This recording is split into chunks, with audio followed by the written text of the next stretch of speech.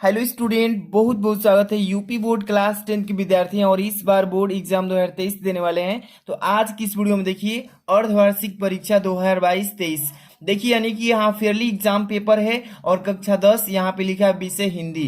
ठीक है ना। ये पेपर जो है इस वीडियो में हम इसका full solution A to Z questions का बताने वाले हैं। वो भी देखिए ओमर सीट जो भरना है कैसे फिलअप करना है, और ओमर सीट पर जो 20 मल्टीपल क्वेश्चंस होते हैं कैसे फिलअप करना है, और यहाँ पे बोर्ड एग्जाम में इसको कैसे अच्छे से लिखना है ताकि एक भी नंबर न कटे। तो आज की वीडियो को पूरा देखिएगा और वीडियो को तुरंत लाइक कर दीजिए, चैनल पर सब्सक्राइब जरूर कर लेना, क्योंकि ऑल सब्जेक्ट का हाफ ईयरली एग्जाम पेपर और most important chapter wise questions यहाँ पर आपको मिलने वाला है। तो वीडियो को तुरंत लाइक करके अंत तक बने रहिए। ठीक है, चलिए सबसे पहले आप देख सकते हैं यहाँ पे ये जो पेपर है कक्षा 10 विषय हिंदी लिखा है और समय 3 घंटे दिया गया है इसमें, और पूर्णांक 70 मार्क्स का। ठीक है, आप तो जान ही गए होंगे। इसमें सबसे पहला देखिए नोट में लिखा है कि सभी प्रश्न करना अनिवार्य, यानी कि एक भी क्वेश्चंस को आपको छोड़ना नहीं है, यानी कि सब कुछ करना है एक A to Z क्वेश्चंस को। तो चलिए सबसे पहले नंबर यहाँ पे देख सकते हैं बहुविकल्पीय क्वेश्चन मिलेंगे, 1 से लेकर के कितने, तो 20 क्वेश्चंस, केवल मल्टीपल क्वेश्चन, यानी कि इसको बोलते हैं बहुविकल्पीय 20 क्वेश्चन, और इसको ओमर सीट पर फिलअप करना है। ठीक है, तो अभी हम सिखाएंगे कैसे करना है। चलिए एक एक क्वेश्चन को अभी शुरुआत करते हैं और कैसे फिलअप करना है ये भी चीजें हम आपको सिखाएंगे। देखिए सबसे पहला क्वेश्चन इसमें दिया है कि आधुनिक युग की मीरा किसे कहते हैं। 4 ऑप्शंस दिए रहेंगे, इसमें से कोई एक सत्य होगा। ठीक है, आधुनिक युग की मीरा किसे कहते हैं। सुभद्रा कुमारी चौहान, महादेव वर्मा, मीराबाई। देखिए यहाँ पर ममता कालिया। तो इसमें से देखिए जो बी नंबर ऑप्शन है यानी कि महादेव वर्मा, ये जो है आधुनिक काल की मीरा कहा जाता है इन्हीं को। तो ये जो ऑप्शन है बी नंबर वाला ये सही है। तो कैसे फिलअप करना है, ये देखिए ये जो चीज है ना कि जनपद, ये विद्यालय कोड मतलब कि जितने भी चीजें इसका मैं वीडियो ऑलरेडी बना चुका हूं, ये कैसे फिलअप करना है। अगर उसे अभी तक नहीं देखे हैं ओमर सीट कैसे फिलअप करें, तो यहाँ पर पेन पर आई बटन पर क्लिक करके देख सकते हैं, या डिस्क्रिप्शन में लिंक है वहां से भी देख सकते हैं। लेकिन यहाँ पर देखिए जो नीचे दिया है ना कि प्रश्नोत्तर के चारों विकल्प में से जो सही हो उसे गोले को काला करना है, वो भी ब्लैक पेन से। ठीक है, तो यहाँ पर देखिए पहला क्वेश्चन दिया है ना, दिख रहा होगा आपको साफ साफ। यहाँ पे पहला क्वेश्चन के 4 विकल्प A B C D, इसमें से कौन सा सही है। देखिए बी नंबर सही है ना, तो यहाँ पे बी नंबर जब सही है तो बी नंबर वाला को यहाँ पे गोला पार देना है। ठीक है, ऐसे ही साफ साफ भरना है, और ये नहीं गलती करना है कि एक बार इस पर गोला पार दिए और दूसरा प्रश्न का फिर उसी में का ऑप्शन अगर ये वाला आप सही लगा रहे हैं दोबारा, तो ये गलती हो जाएगा, इसी को सही माना जाएगा। तो एक बार सोच समझ कर सही जवाब देना है, नहीं तो गलती हो सकता है। अब देखिए मैं डायरेक्ट क्वेश्चन का आंसर बताऊंगा। ठीक है, ऑप्शन नहीं पढ़ूंगा। ठीक है, अब चलिए यहाँ पे दूसरा नंबर क्वेश्चन क्या लिखा है, द्विवेदी युग किसके नाम पर रखा गया है। तो द्विवेदी युग जो है ना महावीर प्रसाद द्विवेदी जी के नाम पर रखा गया है। यहाँ पे सी नंबर जो ऑप्शन है आचार्य महावीर प्रसाद द्विवेदी, सी नंबर वाला ऑप्शन सही है। तो यहाँ पे हम लोग दूसरा क्वेश्चन का सी नंबर को गोला इस तरीके से फिलअप कर देंगे, वो भी ब्लैक पेन से करना है। ठीक है ना, ध्यान रखिएगा। चलिए इसके बाद तीसरा क्वेश्चन, साहित्य लहरी के रचनाकार कौन है। तो यहाँ पे सूरदास जी हो जाएंगे, यानी पहला ऑप्शन जो है करेक्ट है। तो यहाँ पे पहला नंबर यहाँ पे तीसरा का दिख रहा है ना, तीसरा का पहला ए नंबर ऑप्शन को गोला पार लीजिएगा। इसी तरीके से करना है, टाइम मैनेजमेंट करके अच्छे से सोच समझ के आंसर याद करना है। 4 नंबर देखिए क्वेश्चन क्या बोला इसमें कि पृथ्वीराज रासो के रचनाकार कौन है। तो यहाँ पे 4 नंबर का चंद्रवरदाई, यहाँ पे पहला जो ऑप्शन है यही हो जाएगा इसका करेक्ट आंसर, यानी कि चौथा का पहला ऑप्शन है ये हो जाएगा इसका करेक्ट आंसर। ठीक है, इसके बाद अगला क्वेश्चन देखिएगा 5 नंबर लिखा है कि मालिक मोहम्मद जैसी कृत्य पद्मावत किस भाषा में लिखा गया है। तो इसका करेक्ट आंसर आपको मैं बताता हूं अवधी भाषा में, यानी पहला ए नंबर जो है ये करेक्ट हो जाएगा। तो इस तरीके से यहाँ पे फिलअप कर देंगे। तो यहाँ पे मैंने 5 क्वेश्चन को भरकर सिखा दिया, अब आप आराम से कर लेंगे कोई भी 20 क्वेश्चन को ऑब्जेक्टिव वाला को। ठीक है, चलिए अब फटाफट से करेंगे बहुविकल्पी। 6 नंबर क्वेश्चन क्या बोला है कि कामायनी महाकाव्य के रचयिता कौन है। तो यहाँ पे हो जाए जयशंकर प्रसाद जी, यहाँ पे बी नंबर सही है। ठीक है, तो यहाँ पे बी नंबर भर लेंगे। अब देखिए यहाँ पे 6 नंबर का बी नंबर है ना, इस तरीके से मैं सब भर दिया हूँ। ठीक है, अब इसमें मैं नहीं बताऊंगा, अब डायरेक्ट यहाँ पे आंसर आपको याद करा देता हूँ। ठीक है, तो यहाँ पे देखिए 7 नंबर क्वेश्चन लिखा है गोदान उपन्यास के लेखक कौन है। यहाँ पे चारों ऑप्शन में से जो है आपका प्रेमचंद्र, बी नंबर ये हो जाएगा इसका करेक्ट आंसर। ठीक है, ऑप्शंस पढ़ेंगे तो ज्यादा इसमें टाइम इन्वेस्ट होगा, डायरेक्ट इसका क्वेश्चन का आंसर बताते चल रहा हूं कि अभी आगे क्वेश्चन बहुत करना है। ठीक है, 8 नंबर क्वेश्चन दिया है कि सरस्वती पत्रिका के संपादक कौन है। सरस्वती पत्रिका के संपादक कौन है? तो यहाँ पे हो जाएगा आचार्य महावीर प्रसाद द्विवेदी। ए नंबर जो ऑप्शन है ये करेक्ट हो जाएगा। ठीक है, यहाँ पे 9 नंबर लिखे है रामचरितमानस के कुल कितने खंड हैं? रामचरितमानस में कुल 7 खंड है, यानी कि बी नंबर ऑप्शन जो है करेक्ट हो जाएगा। नेक्स्ट क्वेश्चन चलते हैं, देखिएगा 10 नंबर की कठिन काव्य का प्रेत किसे कहा जाता है? देखिए कठिन है, ठीक है ना, कठिन काव्य का प्रेत किसे कहा जाता है? तो केशव दास जी को। पहला जो ऑप्शन है केशव दास, ये करेक्ट आंसर है।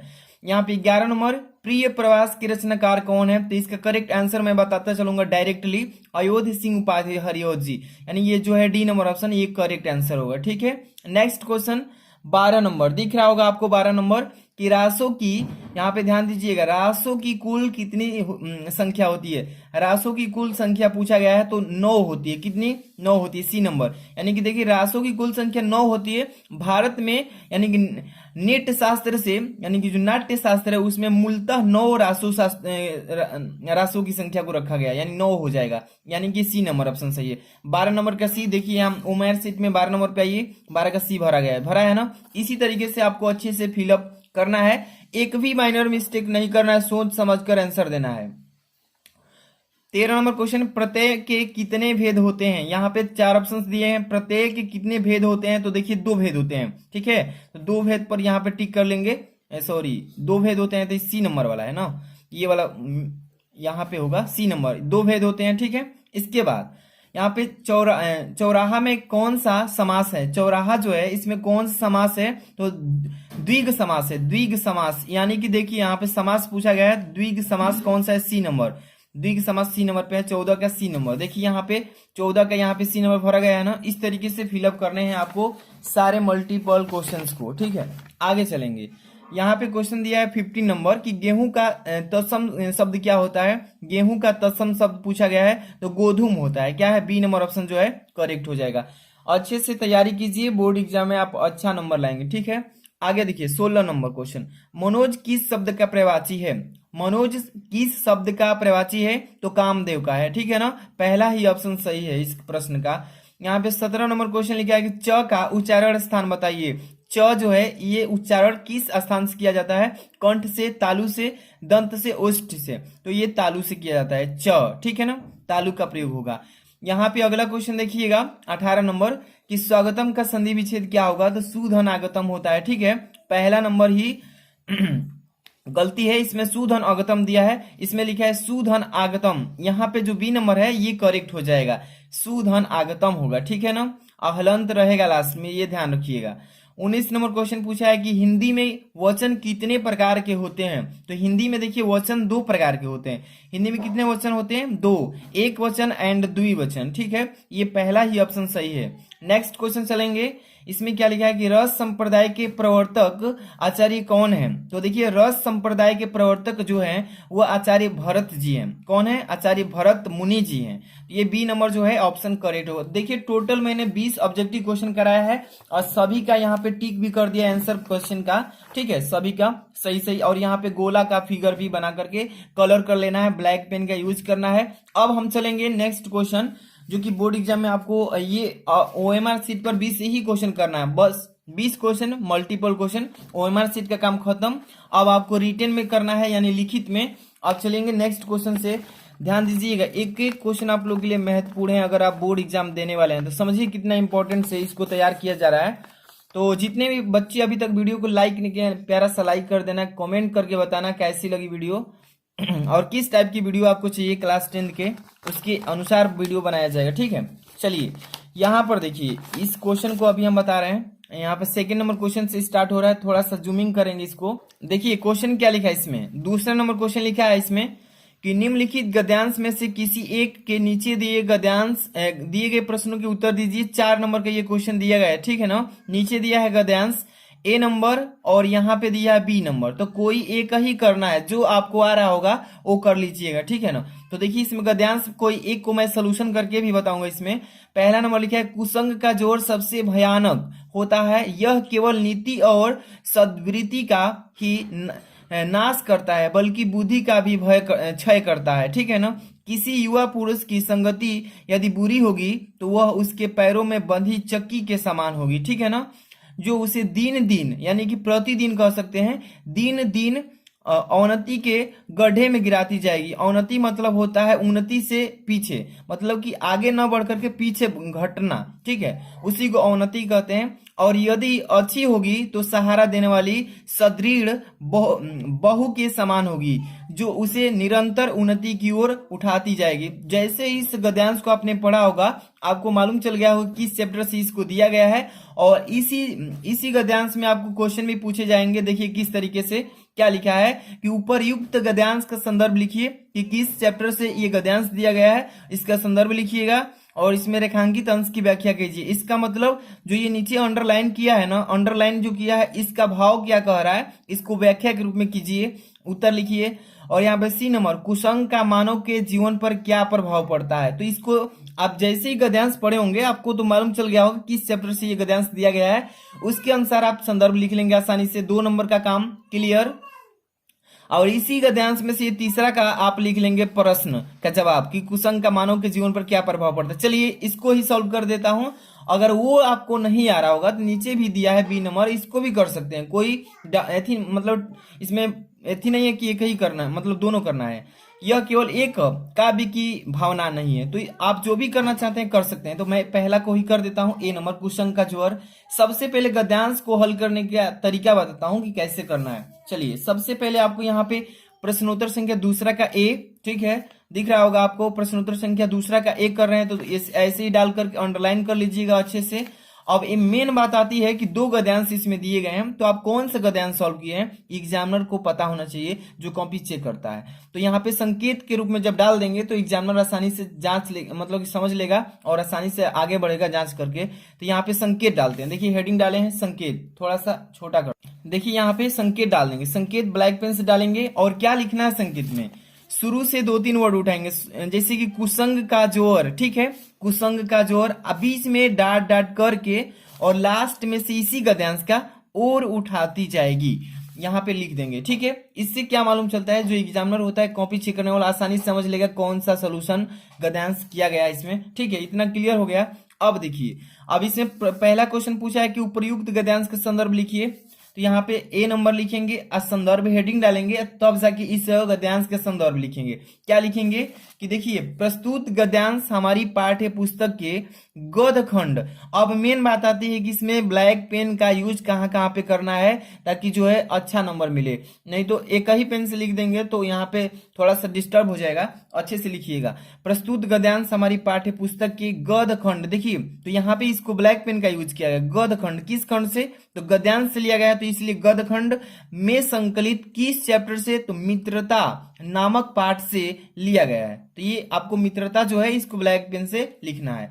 इसके बाद इसके लेखक जो है आचार्य रामचंद्र शुक्ल जी हैं, ठीक है। इतना हो जाएगा इसका संदर्भ, अच्छे से लिखिएगा, साफ से, एक भी नंबर नहीं कटने वाला है। इसके बाद पूछा है कि रेखांकित अंश की व्याख्या कीजिए। तो रेखांकित अंश पूरा, ये तो गद्यांश को ही, पूरा गद्यांश को ही अंडरलाइन कर दिया, यहां तक जाएगी तक।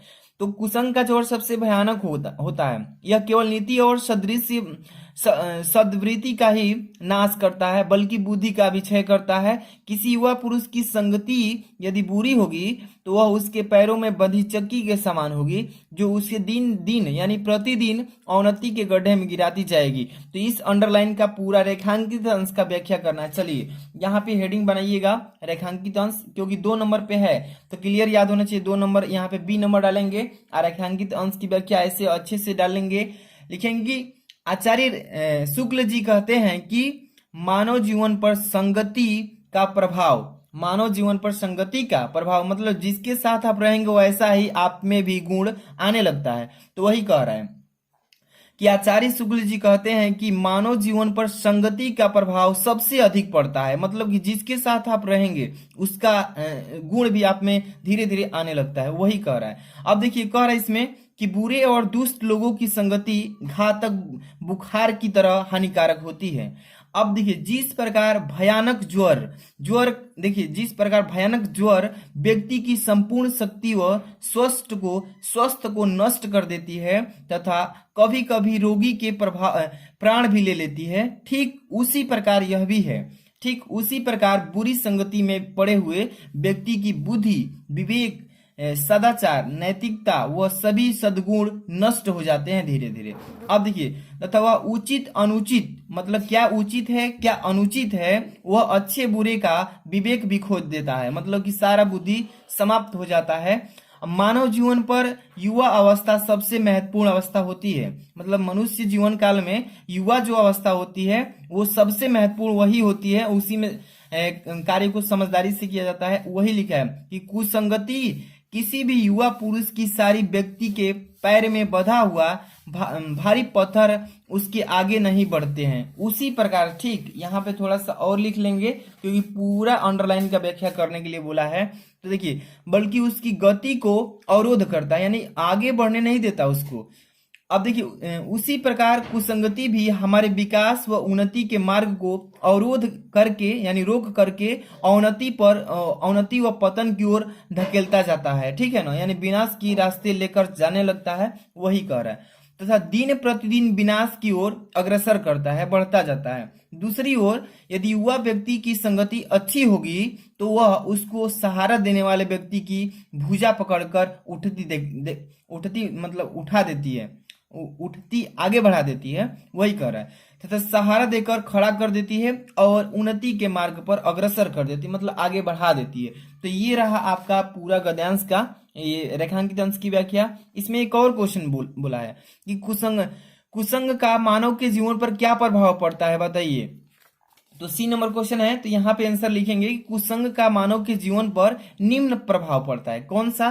तो एक नंबर पहले कि व्यक्ति पतन के गड्ढे में गिर जाता है, ठीक है। दूसरा, व्यक्ति का सदाचार नष्ट हो जाता है, यानी कि जो भी उसके व्यवहार अच्छे हैं वो सभी खत्म हो जाते हैं और वह दुराचार करने लगता है, मतलब कि अभद्र कार्य। इसके बाद तीसरा है कि व्यक्ति की बुद्धि विवेक का नाश हो जाता है। तो ये सभी हैं जो मानव जीवन पर क्या पड़ता है, कुसंगति का असर प्रभाव पड़ता है। तो इसमें से एक गद्यांश मैंने सॉल्यूशन करा दिया, आप एक को जो भी आए आप एक ही करिएगा बोर्ड एग्जाम में। अब अगला क्वेश्चन देखिए, इसमें 3 नंबर क्या बोला है कि निम्नलिखित पद्यांशों में से किसी एक का संदर्भ सहित व्याख्या कीजिए। तो इसका मतलब कि संदर्भ लिखिएगा, प्रसंग भी लिखिएगा, लास्ट में उसकी व्याख्या भी कीजिए, तब जाकर के 4 नंबर यहाँ पे दिया है। लेकिन बोर्ड एग्जाम में 6 मार्क्स मिलता है, ठीक है। यहाँ पे देखिए ए नंबर में दिया है कि उधो मन न भाई 10-20 एक हुतो सो गए श्याम संग को अवरोध हो ईस। अब लिखा इंद्री स्थिल भई केशव बनु जेओ देही बिनु शीस आशा लागी रहती तन श्वासा जीवही कोटि बरिस तुम सौ सखा श्याम सुंदर के सकल जुग के ईस सुर हमारे नंदन, यहाँ पे लिखा है नंदन नंद बिन और नहीं जगदीश। तो ये जो है आपका पद्यांश है, यानी पद वाला चैप्टर से इस पद्यांश को लिया गया है और इसका क्या करना है, संदर्भ, प्रसंग, व्याख्या लिखना है।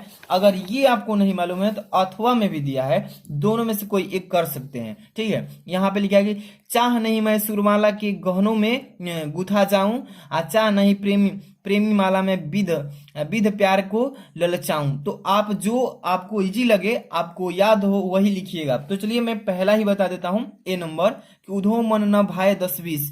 तो इसको भी करने का तरीका आपको बता ही दिया हूं कि कैसे करना है। सबसे पहले क्वेश्चन नंबर डालेंगे, यानी प्रश्नोत्तर संख्या दिख रहा होगा आपको।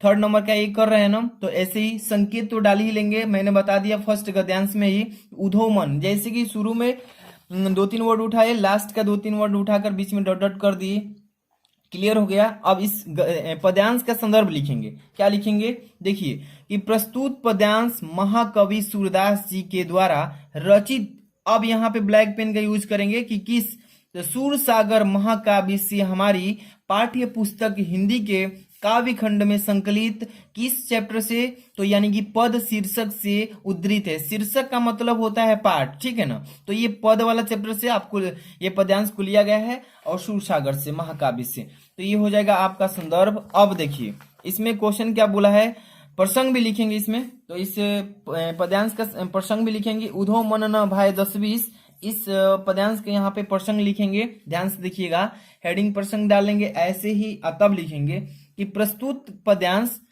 भ्रमर, देखिए भ्रमर गीत का एक अंश है, भ्रमर गीत का एक अंश है। श्री कृष्ण मथुरा चले जाते हैं, श्री कृष्ण जी जो है मथुरा चले जाते हैं और गोपिया को उनको याद कर करके अत्यंत व्याकुल हैं। अब श्री कृष्ण उद्धव को गोपियों के पास भेजते हैं और तब जाकर के वह ज्ञान और युग का संदेश ब्रज में पहुंचाते हैं, लेकिन वे उनके इस संदेश को स्वीकार करने में स्वयं को असमर्थ बताती है। तो ये इस पद्यांश का संदर्भ हो गया। अब इसी पद्यांश का आपको लास्ट में एक व्याख्या भी लिखना है, इसको पूरा अच्छे से हिंदी में व्याख्या करके बताना है कि कह क्या रहा है। तो उद्धव मन न भाई 10-20 एक कहू तो सो गए श्याम संग को अवरोध ईस इंद्री स्थिल भई केशव बिनु जेह देह बिनु शीस आशा लगी रहित तन श्वासा जीवही कोटि बरिस तुम सो सखा श्याम सुंदर के सकल जोग के इस सुर हमारे नंद बिन सो नहीं जगदीश। आप इस पद्यांश का व्याख्या लिखेंगे तो यहाँ पे देखिए हेडिंग बनाइएगा व्याख्या, तब लिखेंगे कि गोपिया उद्धव से कहती है, मतलब गोपिया उद्धव से कहती है कि हे उद्धव हमारे 10-20 मन नहीं है। मतलब कि 10-20 कहने का मतलब क्या है अभी मालूम चलेगा कि हमारा जो मन है 10-20 नहीं है, हमारे पास तो एक ही मन था, वह भी श्री कृष्ण के पास चला गया। ठीक है, अब हम किस मन से तुम्हारे द्वारा बताए गए निर्गुण बाह्य की आराधना करें। अर्थात कहने का मतलब जब मन ही नहीं है तो किस प्रकार हम तुम्हारे द्वारा बताए गए धर्म का पालन करें। श्री कृष्ण के बिना हमारी सारी इंद्रियां स्थिर हो गई हैं, मतलब कि कार्य करना बंद कर दी है, रुक गई हैं। अब इसमें थोड़ा सा और लिखेंगे, ध्यान दीजिएगा। अर्थात कहने का मतलब है कि देखिए शक्ति विहीन, मतलब कि सारा शक्ति भी समाप्त हो चुकी है और निर्बल हो गई है, मतलब कमजोर हो गई है। अब देखिए इस समय उनकी स्थिति ठीक वैसी हो गई है जैसे बिना सिर के प्राणी की हो जाती है। श्री कृष्ण के बिना हम निष्प्राण हो गए हैं। तो इस पद्यांश का हम लोग व्याख्या भी कर दिए। अब हम लोग आगे क्वेश्चन में चलेंगे। आप लोग समझ में आ रहा होगा, जो बच्चे वीडियो को लाइक नहीं किए हैं लाइक कर देना, और इसका पीडीएफ अगर चाहिए आपको तो टेलीग्राम ज्वाइन कीजिएगा, डिस्क्रिप्शन में लिंक पड़ा है, और चैनल पर सब्सक्राइब जरूर कर लेना, डेली आपको वीडियोस प्रोवाइड करेंगे। यहाँ पे 4 नंबर क्वेश्चन देखिएगा, इसमें क्या लिखा है कि 4 का ए नंबर कि निम्नलिखित लेखकों में से किसी एक लेखक का जीवन परिचय और दीजिए, और लास्ट में पूछा है कि किसी एक का रचना भी लिखिएगा, तो अब जाकर के आपको नंबर मिलेगा। तो यहाँ पे कितने ऑप्शन है, ए बी सी 3 ऑप्शन है, तीनों में से किसी एक का लेखक का जीवन परिचय लिखिएगा। ठीक है, आचार्य रामचंद्र शुक्ल जी का, जयशंकर प्रसाद जी का, डॉक्टर राजेंद्र प्रसाद, तो तीनों में से किसी एक का आप लिख लीजिएगा, याद कर लीजिएगा। इसमें हम नहीं बताए हैं वीडियो, लेकिन डाल चुके हैं इन सबका जीवन परिचय का। अब यहाँ पे बी नंबर निम्नलिखित कवियों में से किसी एक कवि का जीवन परिचय दीजिए तथा उनकी एक किसी रचना का नाम लिखिए। सूरदास, तुलसीदास, महादेव वर्मा, तो इन तीनों में से किसी एक कवि का जीवन परिचय लिखना है और लास्ट में एक रचना भी लिखना है, तब जाकर के फुल नंबर मिलता है। तो तैयारी अच्छे से कीजिए, ऐसा ही सेम पेपर आएगा बोर्ड एग्जाम का। हो सकता है इसमें से काफी क्वेश्चन बोर्ड एग्जाम में सेम टू सेम फंसेंगे। ठीक है, हाफ ईयरली एग्जाम वाला। 5 नंबर क्वेश्चन ध्यान दीजिएगा, लिखा है कि निम्नलिखित संस्कृत गद्यांशों में का संदर्भ सहित हिंदी में अनुवाद कीजिए। यहाँ पे 4 नंबर का दिया है हाफ ईयरली एग्जाम में। लिखा है कि वाराणसी सुविख्यात प्राचीन नगरी एवं विमला सखिलयम यह गड्यम कुले कुले स्थिता।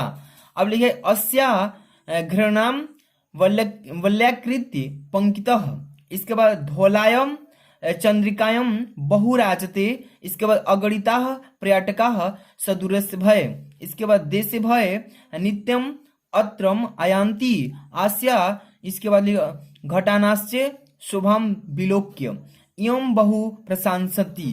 इस गद्यांश का मतलब ये संस्कृत का गद्यांश है, इस संस्कृत के गद्यांश का आपको संदर्भ लिखना है, इसका व्याख्या करना है। ठीक है ना, चलिए जैसे इसने इसको पढ़ा है तो आपको इसका संदर्भ मालूम होगा तो अच्छे से लिख ही लेंगे, नहीं तो यहाँ पे देखिए मैं बता रहा हूँ कि प्रश्नोत्तर संख्या 5 का ए, ये संस्कृत का गद्यांश है, इसका संदर्भ कैसे लिखेंगे इस गद्यांश का, तो देख ही रहे हैं। ये आपका संस्कृत के गद्यांश वाराणसी सुविख्यात, यानी कि आपका उसी चैप्टर से। यहाँ पे संदर्भ लिखेंगे कि प्रस्तुत गद्यांश हमारी पाठ्य पुस्तक के संस्कृत खंड, कौन से खंड से, तो संस्कृत के खंड से, संस्कृत खंड में संकलित वाराणसी नामक पाठ से लिया गया है। ठीक है, कौन से चैप्टर से, वाराणसी नामक पाठ से लिया गया है। अब चलेंगे इसका अनुवाद करने, तो इस पूरे गद्यांश को अच्छे से पढ़े होंगे तभी आप इसका अर्थ समझेंगे संस्कृत का हिंदी में, तभी अनुवाद कर पाएंगे, नहीं तो मुश्किल है। तो यहाँ पे देखिए अनुवाद करेंगे इसका कि वाराणसी बहुत प्रसिद्ध पुरानी नगरी है, ठीक है। यह स्वच्छ व पावन जल की लहरों वाली गंगा के किनारे पर स्थित है, ठीक है। वाराणसी की बात की जा रही है, जो उत्तर प्रदेश में है वाराणसी है, जो वहां पे गंगा नदी भी बहती है, पावन नदी, जो ये वाराणसी उसी के किनारे पर स्थित है। इसके घाटों की घुमावदार आकार वाली कतारें उज्जवल उज्जवल चंद्रमा की सफेद चांदनी में बहुत ही सुंदर लगती है। यहाँ प्रतिदिन दूर दूर से अनेक पर्यटक आते हैं, यानी कि पर्यटक मतलब तीर्थ यात्री, घूमने के लिए, देखने के लिए, दर्शन के लिए, और इसके घाटों का सौंदर्य देखकर इसकी अत्यधिक प्रशंसा करते हैं। तो ये जो रहा आपका पद्यांश, सॉरी गद्यांश संस्कृत का, इसका हम लोग अभी इसका व्याख्या भी कर चुके हैं। ऐसे ही अच्छे से बोर्ड एग्जाम में आपको लिखना है, एक भी नंबर नहीं कटेगा। अब चलेंगे नेक्स्ट क्वेश्चन पे।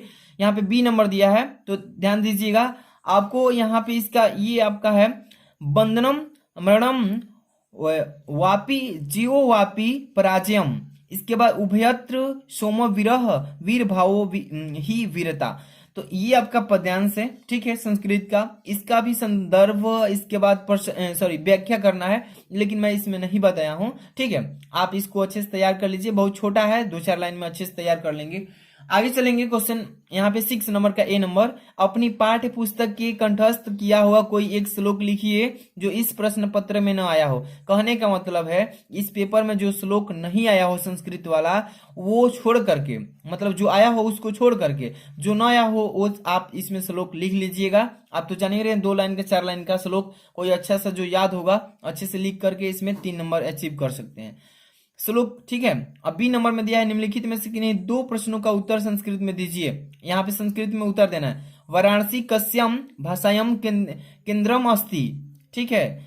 अब यहाँ पे दूसरा लिखा अलछेन्द्र कह आसित, यहाँ पे विरह केन पूज्यते चंद्रशेखर कह आसित। तो इसमें से किसी 2 का संस्कृत का हिंदी में उत्तर देना है, ठीक है, प्रश्न का। तो आप दे लीजिएगा, इसका मैं सोल्यूशन नहीं बताया हूं इसमें।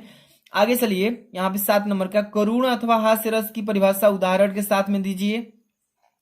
उपमा अथवा उत्प्रेक्षा अलंकार का परिभाषा उदाहरण सहित इसमें भी देना है। रोला अथवा सोरठा छंद की परिभाषा। तो इन सारे टॉपिक्स का मैं वीडियो ऑलरेडी बना चुका हूं, यानी पहले से ही, और वीडियो डाल भी दिया हूं। तो आप लोग जाकर के सर्च कीजिएगा, हिंदी इंपॉर्टेंट, यहाँ पे करुण हास्य रस क्लास 10th सबसे पहले देखने को मिलेगा, ठीक है। यूट्यूब स्टडी सबसे पहले डाल लीजिएगा। तो इसका सोल्यूशन मैं बना चुका हूं और बहुत बच्चे इसको तैयारी भी कर चुके होंगे, ठीक है। यहाँ पे 8 नंबर, निम्न उपसर्गों में से किन्हीं 3 के मेल में से एक एक शब्द बनाइए। यहाँ पे ABCDEF यानी कि 6 दिया है, 6 में से किसी 3 ही को हल करना है और यहाँ पे 3 को छोड़ देना है। ये ध्यान में रखना है, ये नहीं कि लगातार आप करते जाइएगा, तो ये गलती आपको बोर्ड एग्जाम में नहीं करने हैं, ठीक है। चलिए इसका सोल्यूशन बताता हूँ। देखिए यहाँ पे सबसे पहले लिखा उपसर्ग का मतलब क्या होता है। जो वर्ड दिया है यहाँ पे इस वर्ड में कोई ऐसा नया वर्ड जोड़ दीजिए कि जोड़ने के बाद भी एक नया शब्द बने और उस शब्द का कुछ अर्थ हो, ठीक है। जैसे अ दिया है, अ लिखा है ना, तो इसमें हम अ अन अप अढ़ जोड़ देंगे, अनपढ़, ठीक है। तो ये एक नया शब्द बन गया और ये जो है इसका एक अर्थ भी बन रहा है, ठीक है। तो अनपढ़, जैसे यहाँ पे अनु लिखा है, तो अनु में यहाँ पे करण कर देंगे तो अनुकरण हो जाएगा, या अनुसरण कर देंगे या अनुराग कर देंगे, ठीक है। तो समझ में आ रहा है ना, इसमें कोई नया शब्द बना करके नया वर्ड का निर्माण करके कुछ अर्थ निकलता हो, ठीक है। जिसी में सी में सह दिया है, तो सहचर दिया है, सहकारी हो जाएगा, या सदाचार होगा या सहमत हो जाएगा। मतलब इसी में कोई नया शब्द जोड़ के बना लेना, तो समझ में आ रहा होगा आपको। अप दिया है तो अपहरण हो जाएगा, औपचारिक हो जाएगा। अभी दिया है तो अभिमन्यु हो जाएगा, अभी धारणा हो जाएगा। यहाँ पे निर दिया है, निर्धारण हो जाएगा। मतलब कि आपको एक बता दिया हूँ, सभी कर लेंगे, 3 ही करना है, लेकिन सब नहीं मत कीजिएगा, 3 करना है, ध्यान रखिएगा। यहाँ पे क्वेश्चन बी नंबर, निम्न प्रत्ययों में से किन्हीं 2 प्रत्ययों का प्रयोग करके एक एक का उदाहरण दीजिए। यहाँ पे प्रत्यय का मतलब क्या होता है, उपसर्ग तो समझ में आ रहा होगा आपको, लेकिन ये प्रत्यय है। प्रत्यय का मतलब क्या होता है, कोई ऐसा शब्द पढ़िए जो लास्ट में ये वाला वर्ड आता हो, ठीक है। जैसे अनेकता, कैसे लिख रहे हैं, अनेकता, तो लास्ट में ता आ रहा है, लेकिन यहाँ पे त लाना है। तो यहाँ पे क्या हो जाएगा, तो लाने के लिए क्या करेंगे, अनेक, अनेक में भी नहीं आ रहा है, देखिए यहाँ पे जैसे कि इसमें हम सहमत भी लिख सकते हैं, सहमत, लास्ट में तो आ रहा है ना सहमत। ऐसे ही कोई ऐसा वर्ड जोड़ना है इस की लास्ट में ये वाला वर्ड आता हो तो इसी को प्रत्यय बोलते हैं, ठीक है। जैसे ई लिखा है तो मिठाई, ठीक है, तो लिखा है तो महत्व, हट लिखा है तो घबराहट, आई लिखा है तो मिठाई, पढ़ाई, लिखाई सब हो जाएगा, लास्ट में ये वर्ड आना चाहिए, इसी को बोलते हैं प्रत्यय। तो इसमें से किसी दो को ही करना था, ध्यान रखिएगा।